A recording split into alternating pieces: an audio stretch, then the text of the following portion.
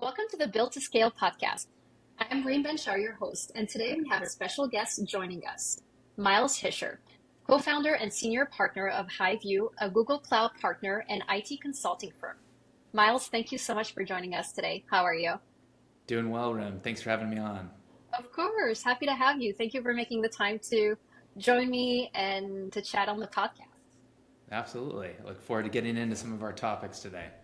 Cool. So, first of all, where are you calling from?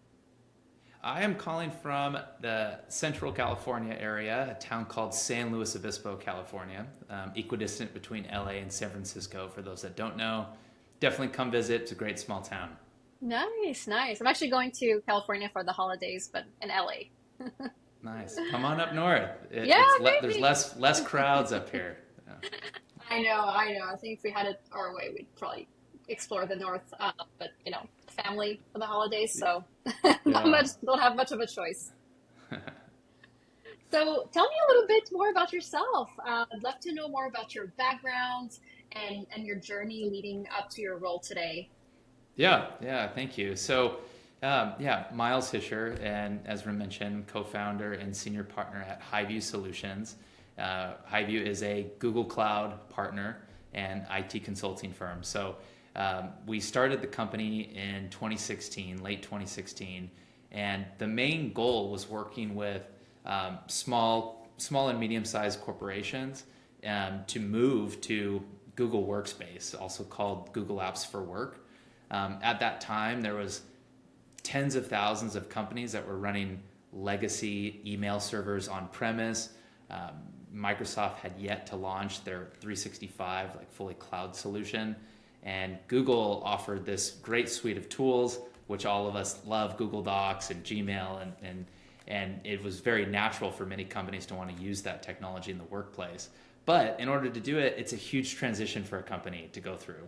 Switching from old Microsoft ways of working and getting people out of Outlook is incredibly painful. So, we developed a specialty around ripping out that old infrastructure and putting in Google Workspace. And that kind of helped us scale as a business. So Google allows us to actually resell Google Cloud services and make a margin on that. And then we also bundle it with our own professional services like data migration, like product training, organizational change management, helping IT teams create secure environments, et cetera. So that's kind of how we started as a company. Now, fast forward to heading into 2025, we've shifted more towards working with hundreds and hundreds of existing companies that have been running on Google Workspace for years and are now interested in upgrading additions, or they want to expand and use add-on products, or they're very, very interested in Google's AI productivity tool, Gemini. So a lot of our work now across our 550 or so clients and those IT teams is helping them define like what their Google Workspace environment looks like and what their Google Cloud strategy is for 2025. Very cool. And is there something that made you decide to get started? Like how did you get started with that initial idea of offering these services? Was there did you see some kind of opportunity? Would love to know a little bit more about that story. Yeah, it's kind of a random niche, right? Like you like started a business around data migration, helping companies get rid of Microsoft. Okay, so I started my career in San Francisco at a company called Square, which makes payment solutions for small businesses. And I learned how to talk and sell and learned about the millions of small businesses across America.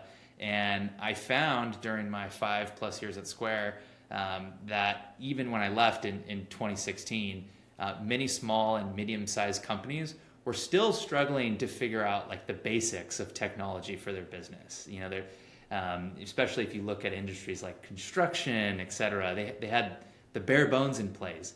And so when I wanted to create my own company, I saw an opportunity to help these small and medium-sized companies lay a solid foundation.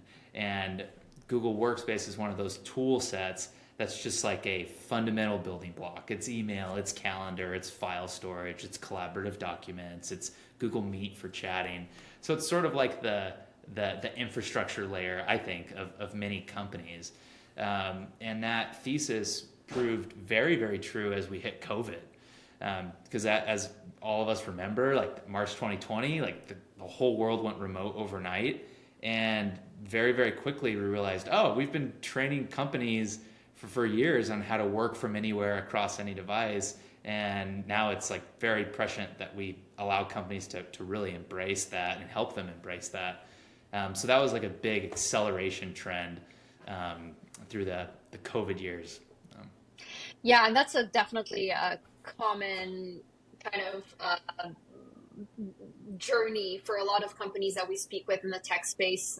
COVID's had a serious impact on the acceleration of digital transformation and companies adopting tools at a faster speed. Do you feel like it's slowed down now that we're in 2024 out of curiosity, or do you feel like it's remained fairly stable? I think it's returned to more like a normal technology adoption pace that we saw in like 2018, 2019. I think there's a lot of interest around AI tools, which I'll talk about in a second. But in general, we're not seeing as large of shifts as we were during those COVID years. That makes sense. And yeah, AI is where the focus is at right now. So definitely worth exploring during this discussion.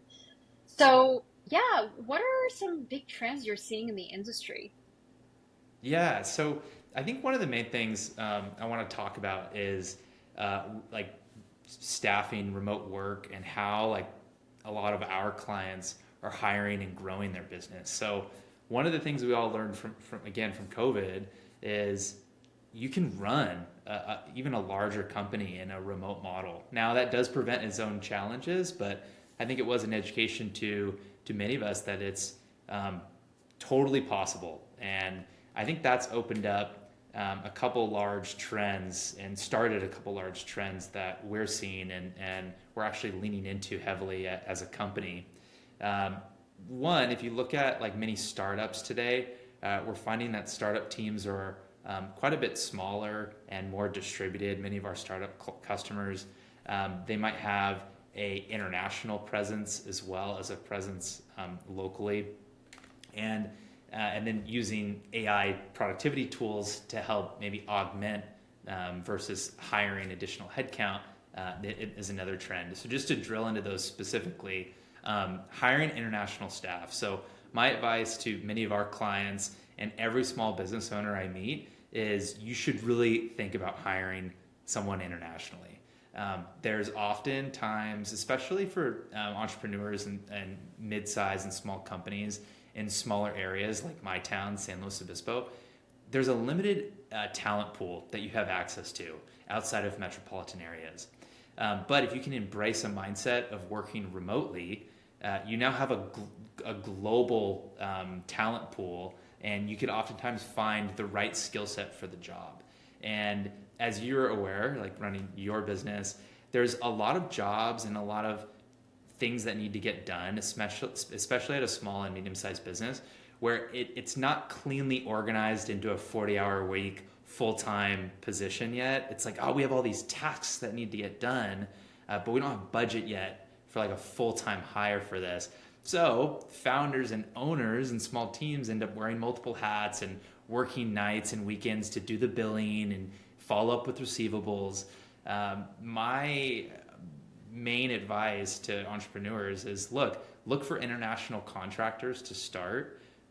You can get a great employee for probably 80% less than a US equivalent, and you could hire them as a contractor to fill in a lot of those small needs for your small and medium-sized business. So that's kind of my thesis. In practice, I've seen one of our clients, and so I actually run a company called Hire with Miles, HIRE, and that originated out of many of our clients at Highview Solutions asking, hey, how do I hire internationally? Like, you guys have succeeded in doing this. How do I go about finding good quality staff? Because I've looked on Upwork, I've tried posting jobs on LinkedIn, but it's just takes too much time to filter through all the noise. And so I saw an opportunity to create like a small recruitment agency. It's a very simple model. We basically do all the work of finding great talent for you. And if you decide to hire a candidate, you pay us like a percentage of the first year salary. So classic recruitment agency model.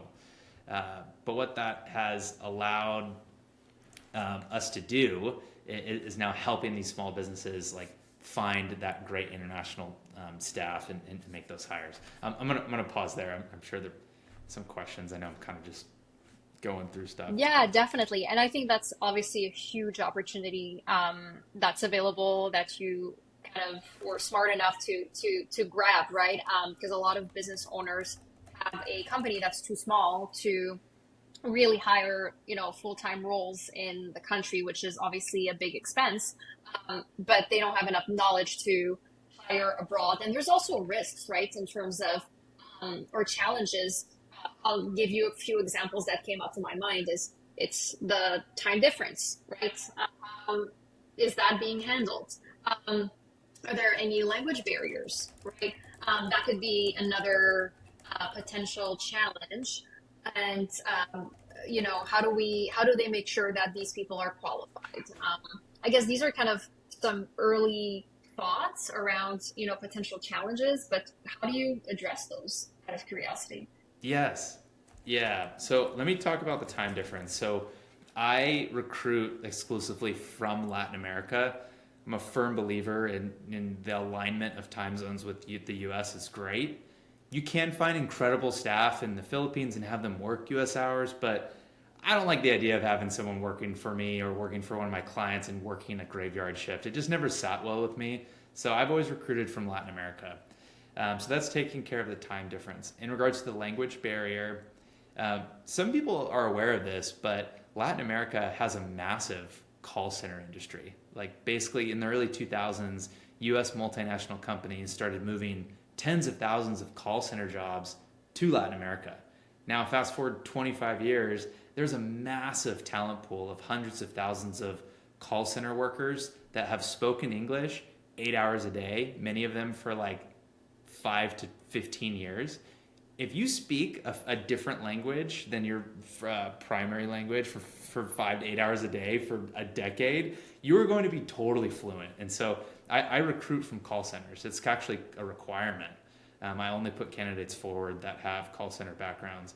And it's because many of the clients that I work for and I'm trying to staff clients for are filling positions where they want to be collaborative with those staff members. They're not just trying to delegate tasks. They want to be able to work through problems. They want to be able to assign like a strategy and see if have that person come up with something.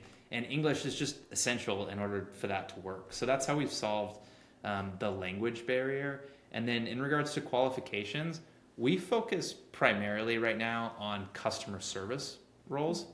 So that could encompass account management, any type of management of existing customers, any type of customer support, and then pre-sale motions as well.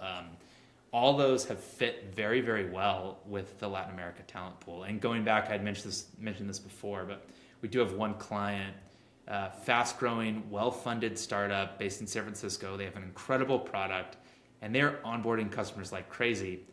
But their support was just falling by the wayside. They had goals of trying to automate a lot of the support, but they were just inundated. And I got in touch with them.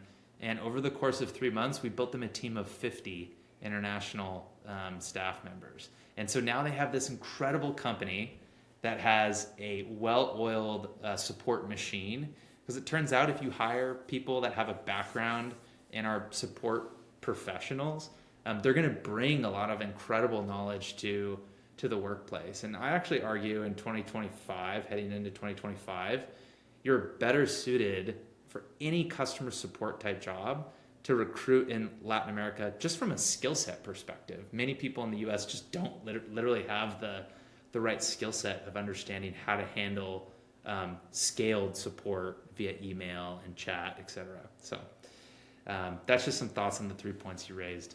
Oh, that's great. It makes perfect sense.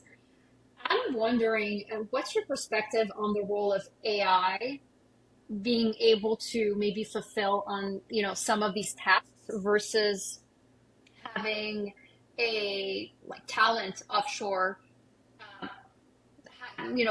filling in a role that is a little bit more catered to problem solving and being client facing and such. Do you see these two working together to help um, lower hiring costs for companies? I do, and I think I could use like an analogy to kind of explain my thesis on how AI is going to transform customer service. So, um, back in like the 70s in NASA, they had people that were experts in math, and they called them the computers. They were literally computing and doing calculations, and over time, those individuals ended up taking on higher function roles and became engineers and took on other skill sets.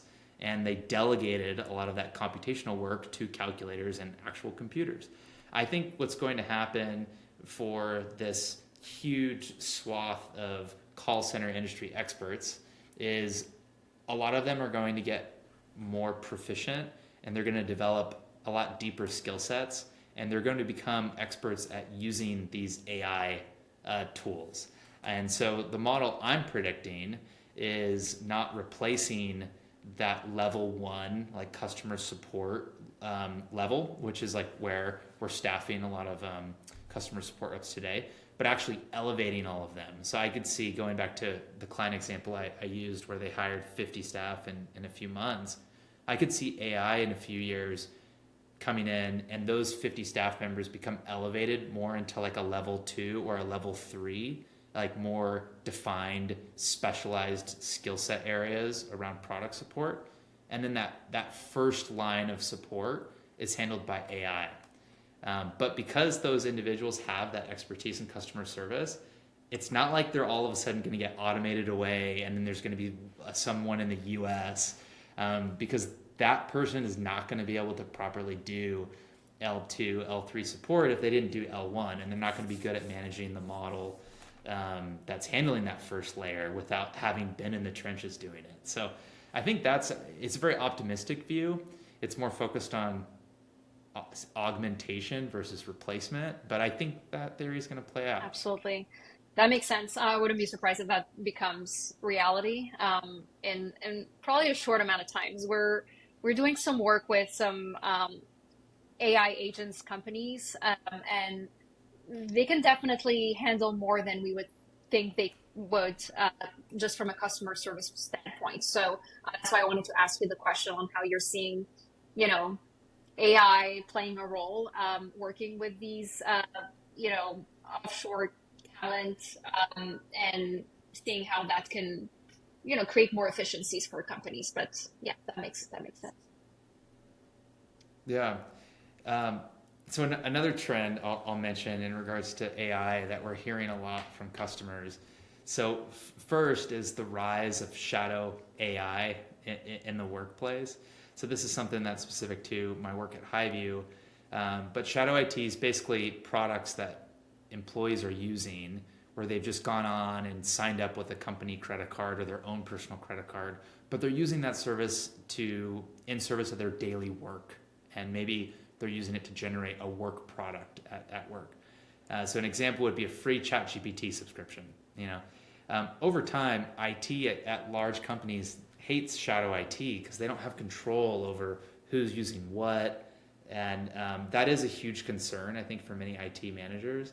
And I think there's going to be a trend around in the future. I think in the next probably 2 to 3 years, companies trying to consolidate their approved AI tool usage to like a certain list of tools. So being a Google partner, we sell Gemini for Workspace, and we can see many companies in a few years saying, hey, you actually can't use ChatGPT, you can't use these other tools that you want. We're going to give you Gemini.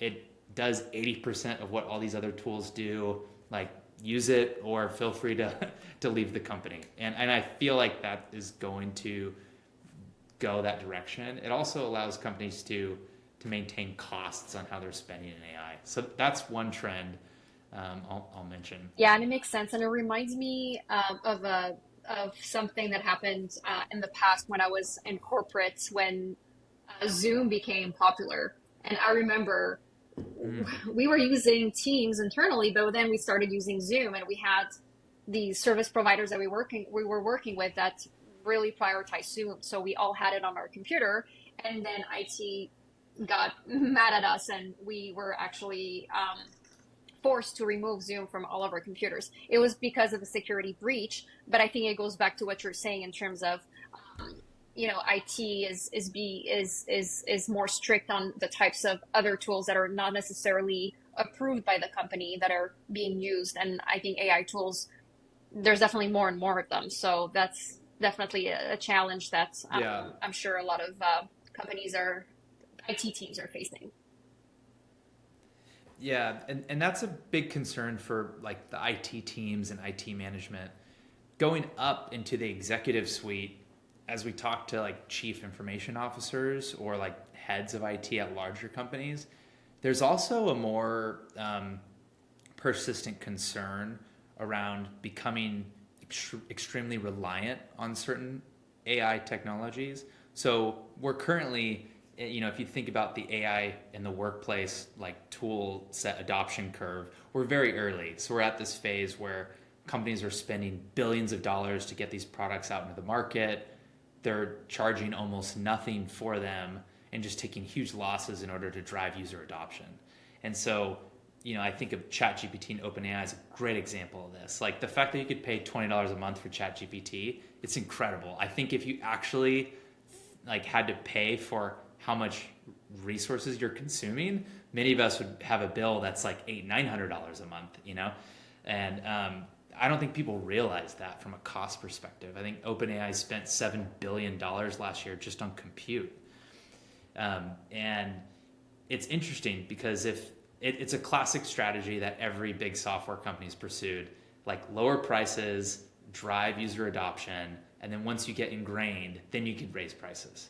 And Google, I saw this firsthand. I helped contribute to this with Google Workspace. When we started selling G Suite back in 2016, licenses were $12 a license. Enterprise licenses were 20. Prices have more than doubled since then. And it's just like a natural path. So there's a big concern, I think, from leadership around becoming too reliant on certain AI tools, and then turn around in 3 or 4 years and have those companies raise prices 3, 4, 5, 600%. You're kind of stuck. And so I think at a leadership level, there will be companies hesitant to make big investments in AI, knowing that those, especially the ones that are thin margin businesses, that have to cost control in order to maintain their profitability. So Right, and this makes me think maybe a bit of a dramatic question, but we hear a lot right now about using AI and the risk of not using AI and being left behind, right? When it comes to companies growing, creating efficiencies with their operations and such. There's a lot of resistance for some companies, but there's also, very optimistic people that are saying that if as a company founder, if you're not using AI, you're losing and you will be left behind as time goes on. So, do you feel like companies that are going to be more strict around investing in AI are more likely to be left behind? Do you feel like, I know it's a little dark of a question, but I think it's worth asking ourselves. I actually don't. I don't. I actually strongly disagree with that. I think it's just like a new set of tools available for a company to use. And for some companies, that will be a propellant and an accelerant. Like they have a fire going, they throw AI into it, and it's going to, take off. But I think for many other companies across America, across a bunch of different industries, AI is not going to have that significant of an impact. Maybe there'll be some optimizations and some benefits to their costs, but I don't think it will be to a point where if they don't embrace AI, they'll be left behind, quote unquote. So yeah, I kind of view it as like a net new opportunity area, that can excel companies, but it's not like a requirement. Interesting. Yeah. Yeah, Yeah. perspectives have been very different from conversation to conversation when it comes to AI, so it's interesting to hear yours. Yeah. So Um, yeah. Go ahead. I was just gonna ask you next, where do you see your business maybe evolving in the next 3 to 5 years, whether that's high-view solutions or higher with miles? Yeah, so hire with miles is a big focus for me heading into 2025.